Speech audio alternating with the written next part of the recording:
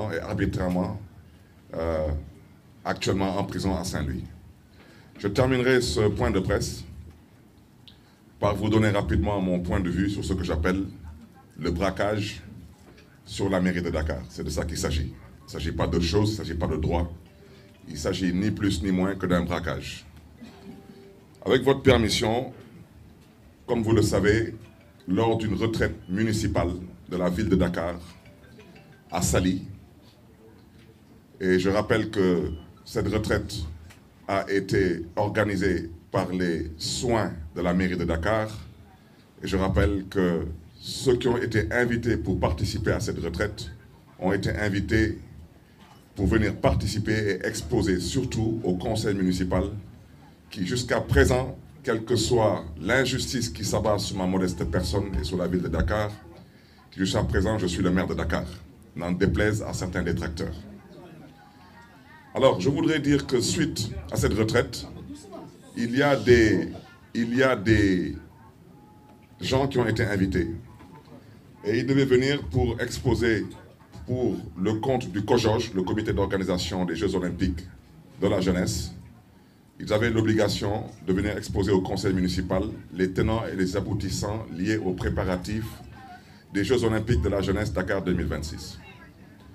Grande fut ma surprise et notre surprise de voir des gens invités par le maire de Dakar que je suis décider de ne pas rentrer dans la salle au prétexte qu'il y a une situation politique qui ne les regarde pas.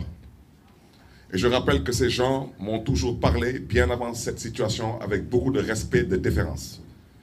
Pour ne pas dire, ces gens, à la limite, me suppliaient de jouer le jeu. Et j'ai décidé de parler.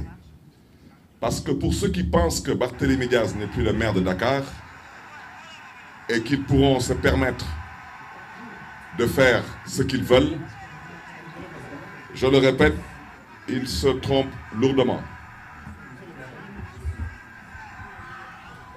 Ils se trompent lourdement. Je voudrais dire ici avec force, à l'endroit de cette personne qui s'est permise de prendre la parole pour à la limite vouloir me dénigrer. Cette personne, je voudrais lui dire, à lui et à sa brochette de copains et de coquins, que je serai l'absent le plus présent dans vos rêves et je serai l'absent le plus présent dans vos cauchemars. Ce que j'ai dit, je ne reviendrai pas dessus. J'ai dit que ne pas dire la vérité, c'est devenu aujourd'hui une pratique courante au Sénégal. Mais comme il y a des mots qui choquent, je ne souhaiterais pas utiliser certains mots pour l'instant. Mais si vous pensez une minute qu'on vous laissera le soin de vous promener dans cette ville avec 112 millions d'euros, à peu près 80 milliards de francs CFA, entre copains et coquins, faire ce que vous voulez, vous vous trompez lourdement. Nous ne l'accepterons pas. Je rappelle que le Comité national olympique sportif sénégalais, le CNOS, n'est pas signataire du contrat d'hôte de l'organisation des Jeux olympiques de la jeunesse Dakar 2026. Je souhaiterais dire que dans ce contrat d'hôte, il n'y a que 3 signataires. Il y a la mairie de Dakar, il y a l'État du Sénégal et il y a le Comité international olympique qui se trouve en Suisse. Et si quelqu'un veut apporter un démenti, comme on n'est pas en mesure de dire la vérité aux Sénégalais, qu'il apporte un démenti avec des preuves. Et arrêtez de prendre le peuple sénégalais, particulièrement le peuple de Dakar, pour une bande de canards sauvages que nous ne sommes pas. Parce que trop, c'est trop. Voici des gens qui ont 80 milliards, ils vous diront seulement que pour les billets d'avion et pour la nourriture liée à ces jeux, ils comptent dépenser une vingtaine de milliards.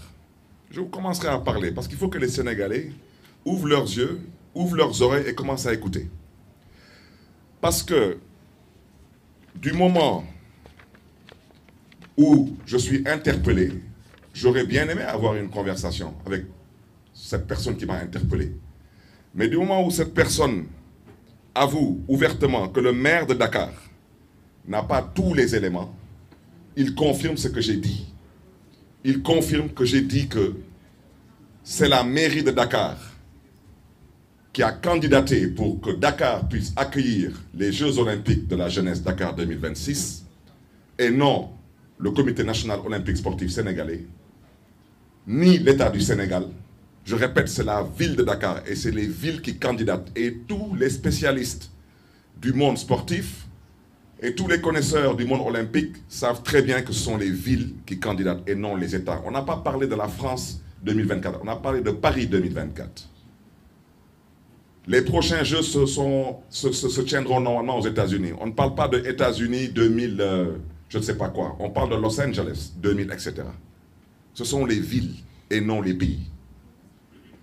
J'ai déjà dit, et pour ceux qui veulent apporter un démenti, qu'en tant que maire de Dakar, je suis le président du comité d'organisation des Jeux Olympiques de la jeunesse Dakar 2026.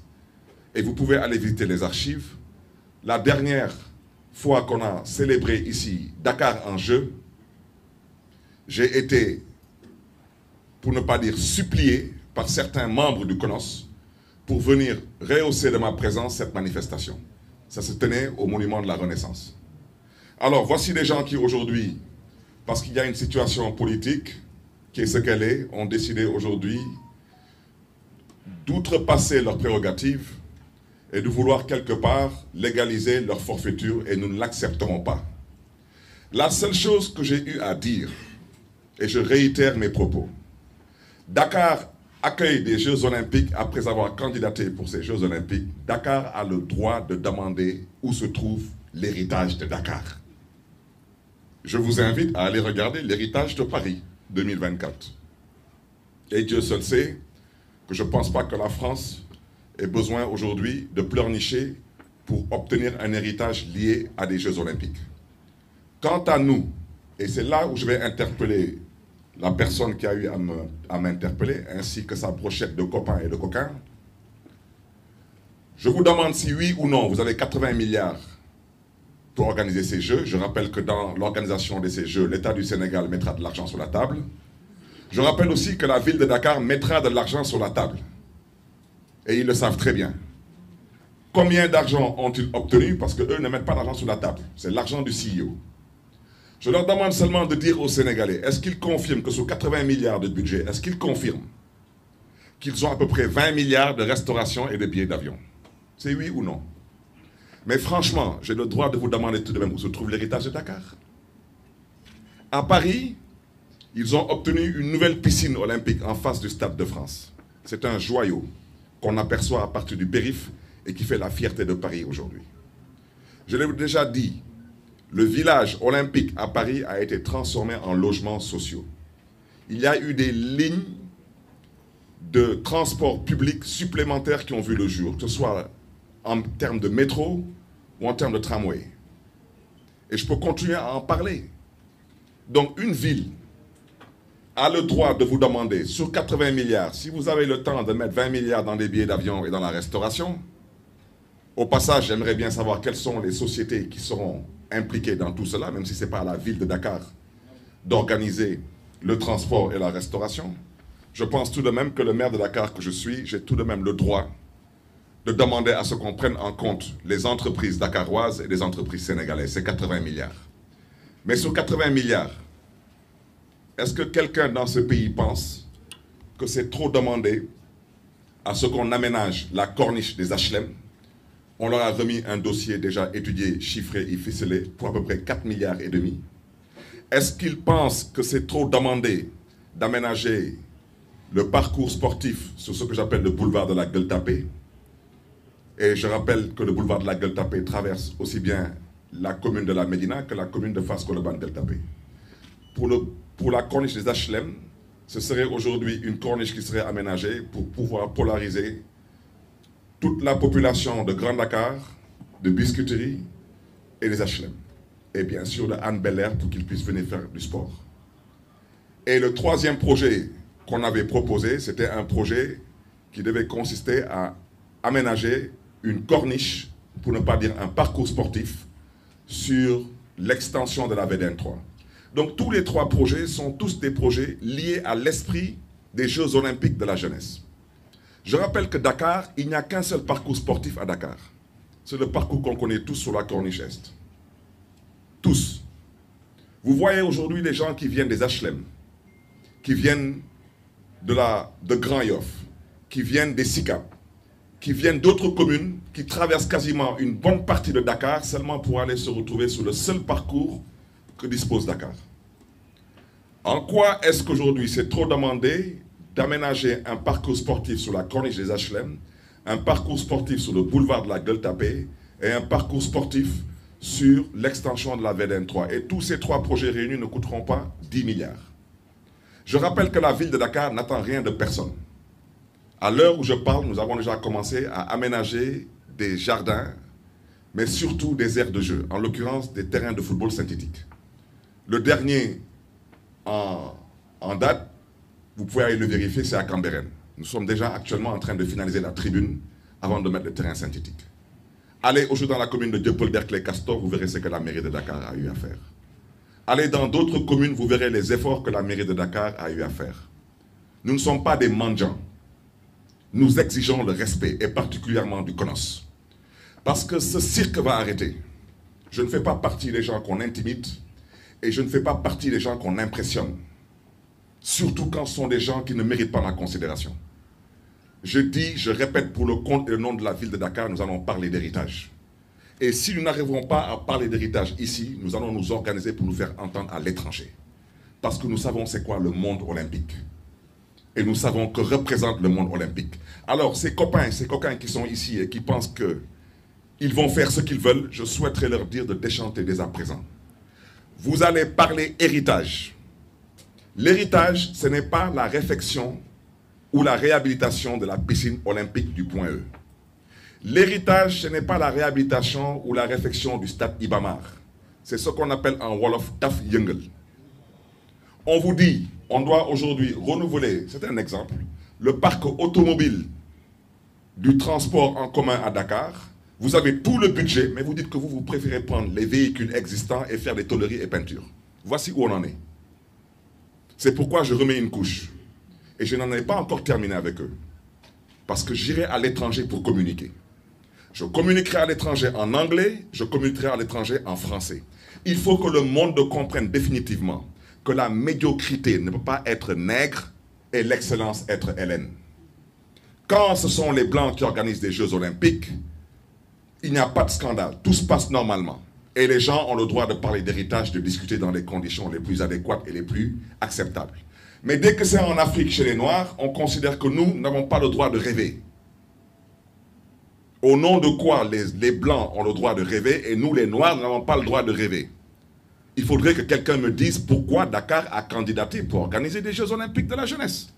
Ce n'est pas pour des réfections et des réhabilitations. Je terminerai en mettant l'accent sur aujourd'hui les ligues et les fédérations. Aujourd'hui, je prends à témoin toutes les ligues et les fédérations qui ne se sont pas aplaties, pour ne pas dire qu'ils n'ont pas encore été apprivoisées ou domestiquées. Qu'elles me disent en quoi est-ce qu'elles ont été impliquées dans l'organisation des Jeux Olympiques de la jeunesse Dakar 2026. En termes de budget, en termes de formation, en termes de, ça n'existe pas. Et la preuve, vous avez tous vu le palmarès du Sénégal lors des derniers Jeux Olympiques de Paris. On est parti à Paris, on est revenu avec 0 médaille. Vous savez pourquoi?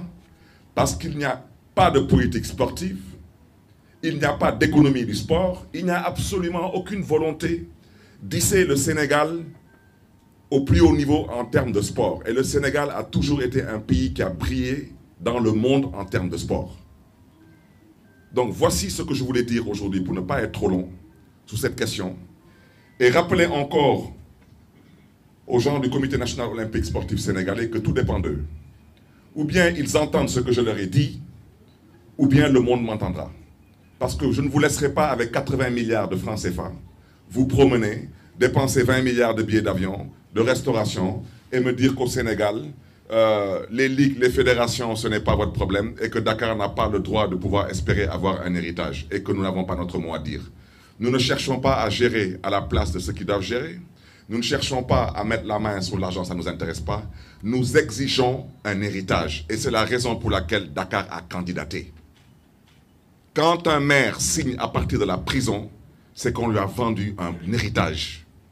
Et cet héritage-là, il ne serait question de le remettre en cause parce qu'il y a une brochette de copains et de coquins qui ont décidé que, soi-disant, la ville de Dakar n'a pas la prétention de pouvoir espérer avoir un héritage. Et ça, ce n'est pas politique. Avant d'être maire de Dakar, je suis citoyen de Dakar. Et jusqu'à l'heure où je parle, je suis encore le maire de Dakar parce que je n'ai pas encore vu mon remplaçant. Et je ne souhaiterais pas polémiquer pour plusieurs raisons. Je ne souhaiterais surtout pas polémiquer avec certaines personnes.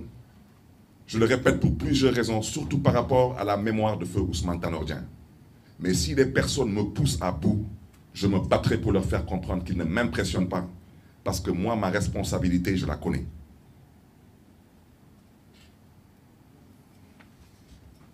Sur le deuxième point, avec votre permission, c'est sur ce que j'appelle la prise d'otage qui s'est faite à Thiès, où 83 personnes sont retrouvées en prison et l'un d'entre ces personnes y a perdu la vie. Je voudrais dire que cela est lié à une volonté manifeste du petit mec